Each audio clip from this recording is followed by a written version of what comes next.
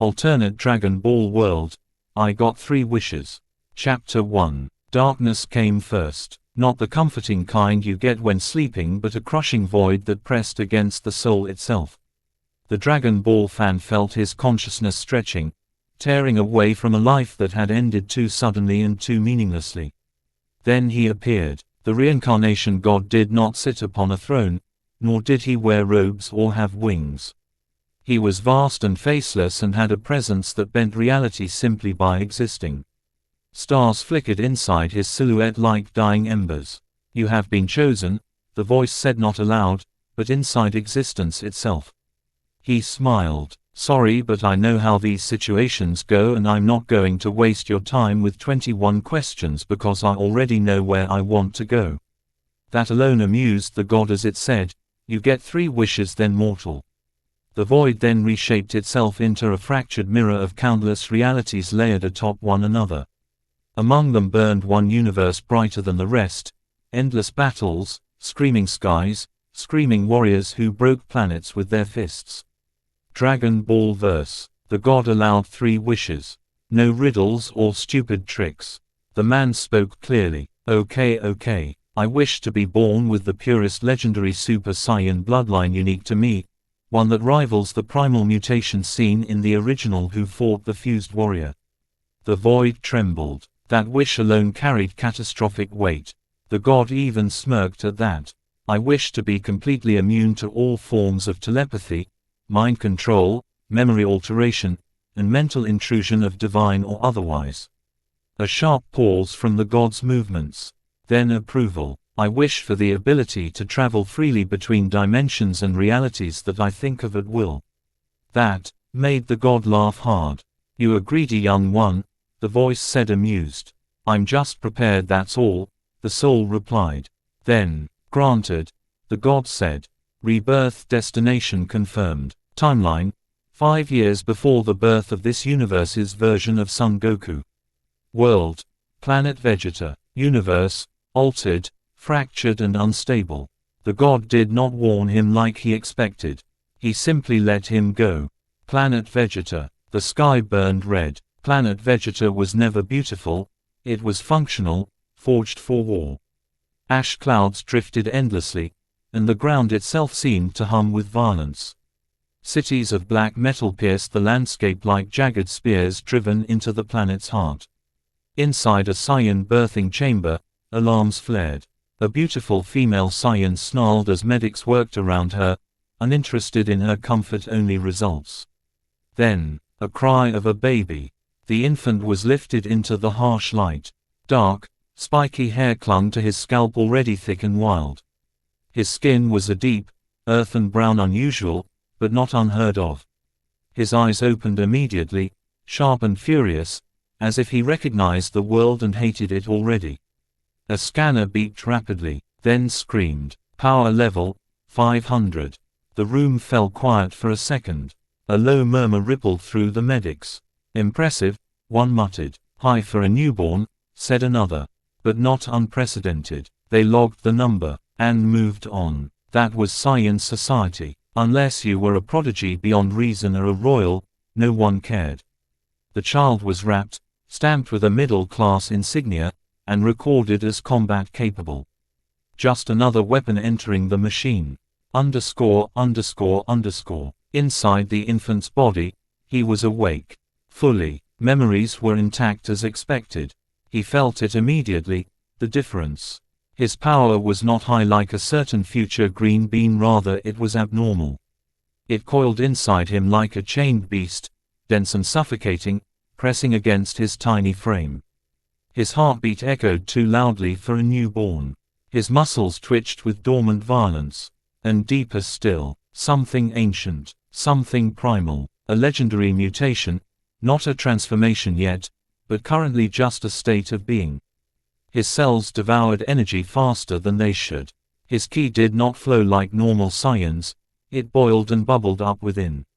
As he grew, the world treated him as expected. No special tutors or anything like that, just his aggressive yet loving mother to raise him and a father who might already be dead. His power rose steadily, brutally. He broke training equipment meant for older children. He survived sparring matches with his mom and other Saiyan overseers that should have crippled him. She wasn't playing nice with him at all, and neither with the others. By age 4, the decision was made. A datapad flickered in a dark command room. Assignment: mid-level conquest mission. Target: resource class world.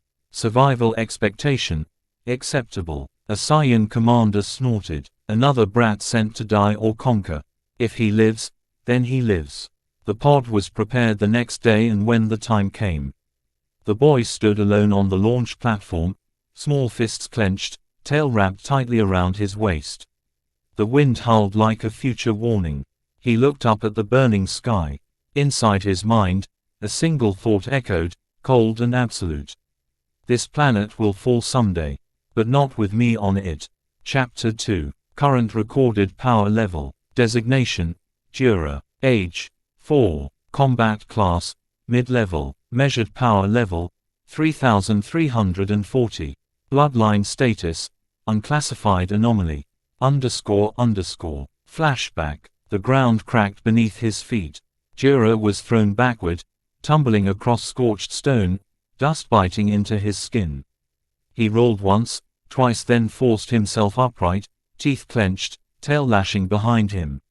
Across the training field stood Fala.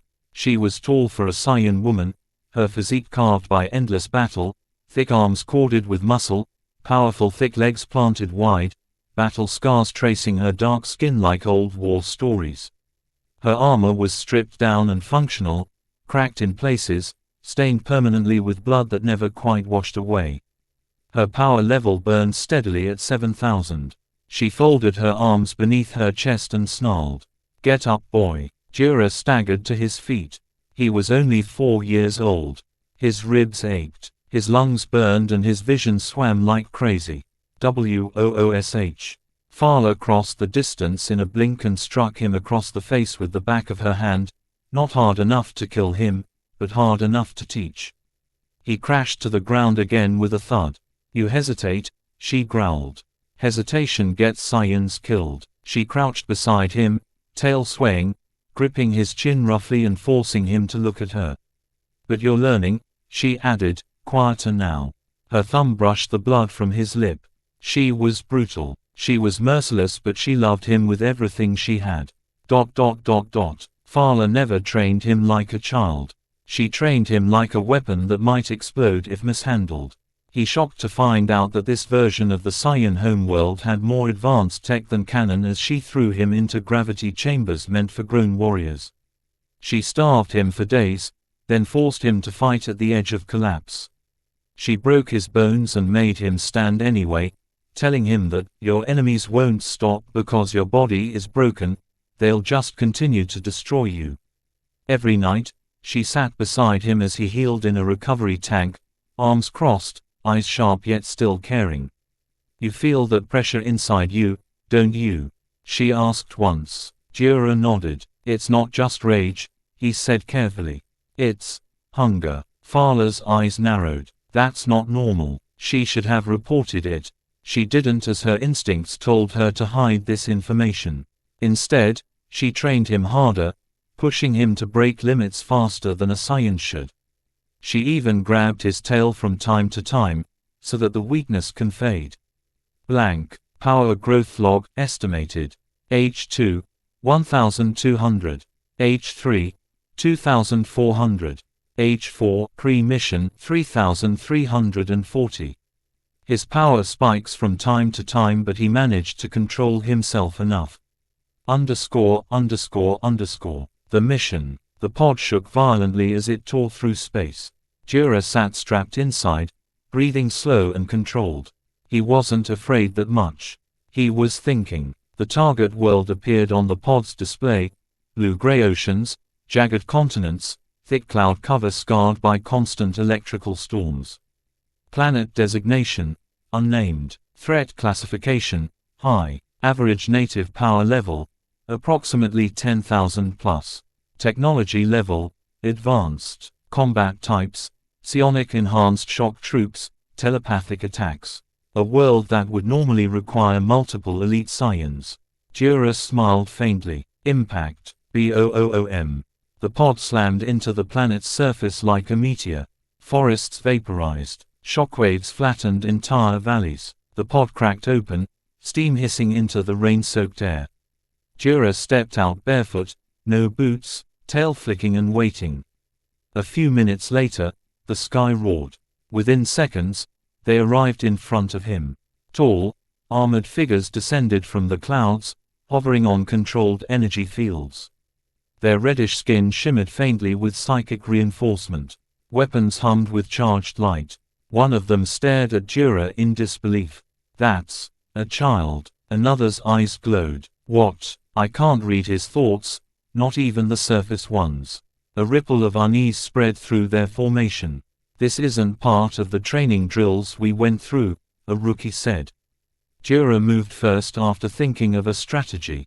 He blurred forward, crossing the distance faster than their scanners could adjust. His fist slammed into the lead warrior's abdomen. Impact force, lethal. Enemy power level, 10,240. Jura, initial, 3,340. The enemy did even budge. Instead, Jura felt it. Real resistance. His bones screamed as the counterattack slammed into him, sending him crashing through a cliff face. Rock collapsed around him. For a moment there was just silence. Then, Jura rose from the rubble. His power surged. 3,340 right-pointing arrow 4,100. His muscles thickened subtly. His posture shifted lower, more predatory. The natives stared. "What is he?" One whispered. "I don't know, man. This is my first time seeing this creature," one said. They could wait to see what's next, so they attacked together, jumping Daru from all sides. Energy binding techniques paired with kinetic blasts and psionic waves meant to crush his mind and render him a vegetable. But unfortunately for the attacking natives, none of it touched his thoughts. But his body learned from the attacks and evolved. Every blow rewrote him. He caught a spear of light with his bare hands now, skin burning, teeth gritted as he hurled it back. Another enemy struck him from behind, with knee to lower back, pushing him away. His power spiked again. 4,100 right-pointing arrow 5,300. His aura flickered yellow-green for half a second. Just a hint. The battlefield fell quiet. "That color," one of them said.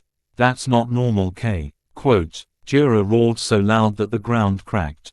His muscles expanded visibly now, expanding his Saiyan armor seams in his armor.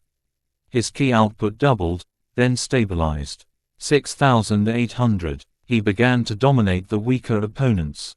Each enemy he struck taught his cells how to hit harder with each strike. His instincts were screaming, "Move faster, waste nothing, don't let them survive." Hours passed as he moved, stamina not decreasing thanks to the legendary bloodline. Cities burned at this point.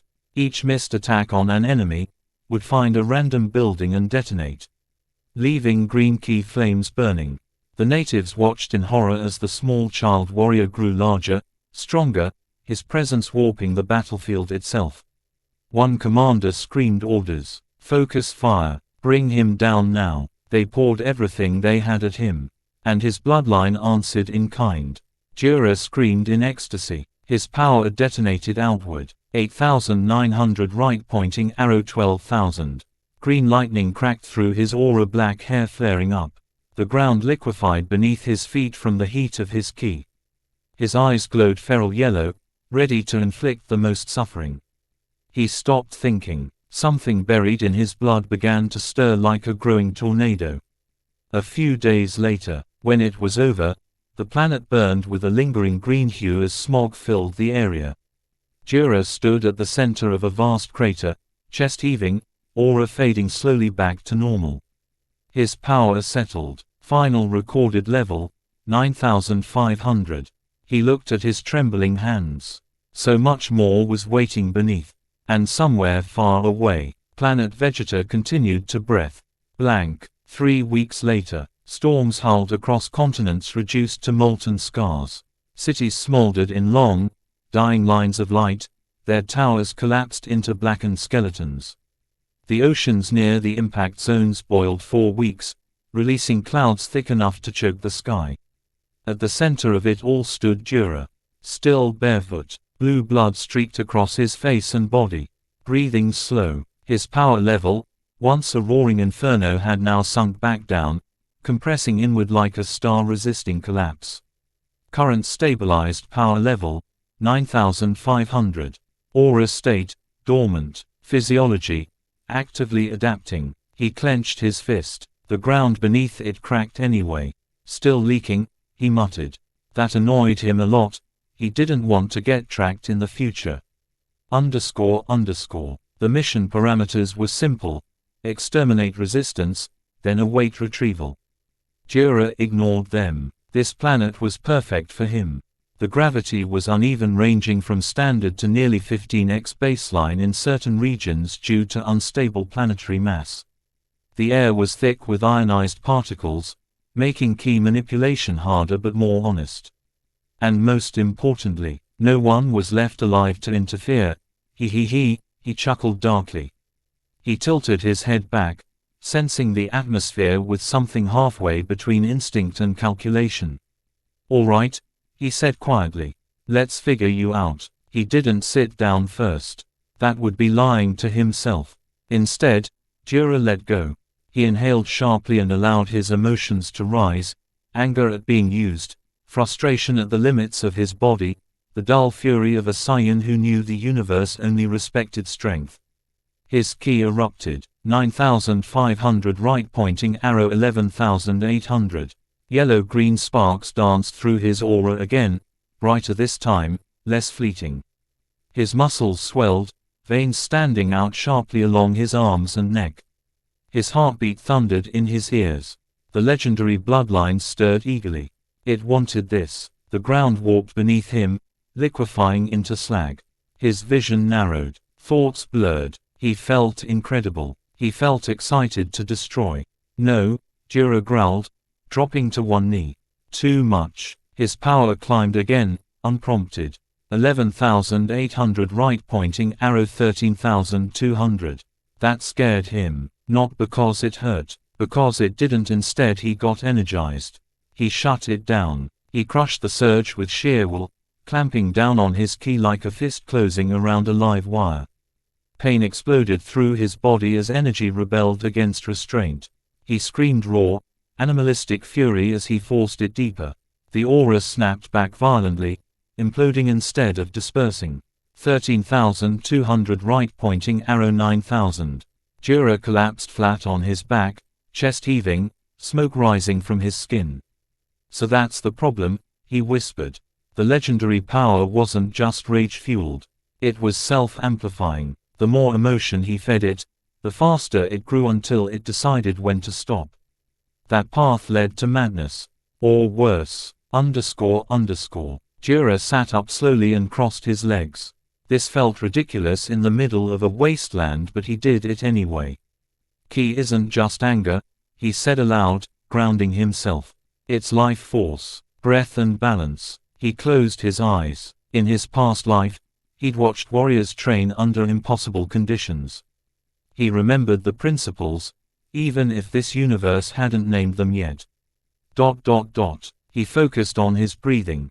Slow inhale, hold, controlled exhale. His ki responded immediately, curling inward, smoothing out, losing its jagged edges. Power level, 9,500 right-pointing arrow, 9,200. Good. He visualized his energy not as a raging flame but as a dense core, spinning quietly, contained. The legendary bloodline resisted. It hated stillness. Jura stood and raised one hand. He provoked himself deliberately, thinking of battle, of Fala's brutal strikes, of the commanders who would one day decide whether he lived or died. But this time, he did not let the emotion spread. He isolated it. A spark, not a wildfire. His aura flickered green, then gold, then nothing. 9,200 right-pointing arrow, 10,100. His body grew heavier, stronger, but his thoughts remained clear. There, he breathed. The bloodline reacted differently. Instead of exploding outward, it thickened. His ki density increased without massive leakage.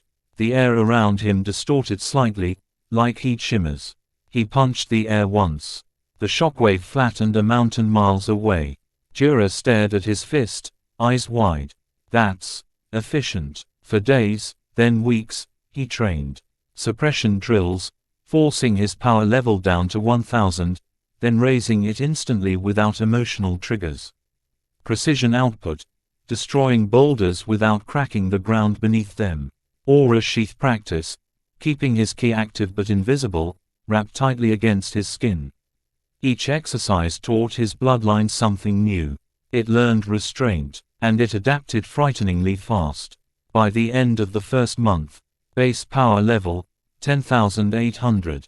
Controlled surge, 13,000 plus. Aura stability, improving. The green aura appeared less violently now, more like a shadow waiting behind his normal ki. Watching, __. One evening, if the endless storm dark sky could be called evening, Jura sat atop a ruined spire, legs dangling over a city that no longer existed. He flexed his tail thoughtfully. This power isn't meant to be unleashed all at once, he murmured. It's meant to grow with combat. That was the truth he understood. The legendary bloodline wasn't a transformation. It was an engine, and he was learning how to shift gears. End of chapter 2. Tune in, subscribe and leave a like. Thanks for your support.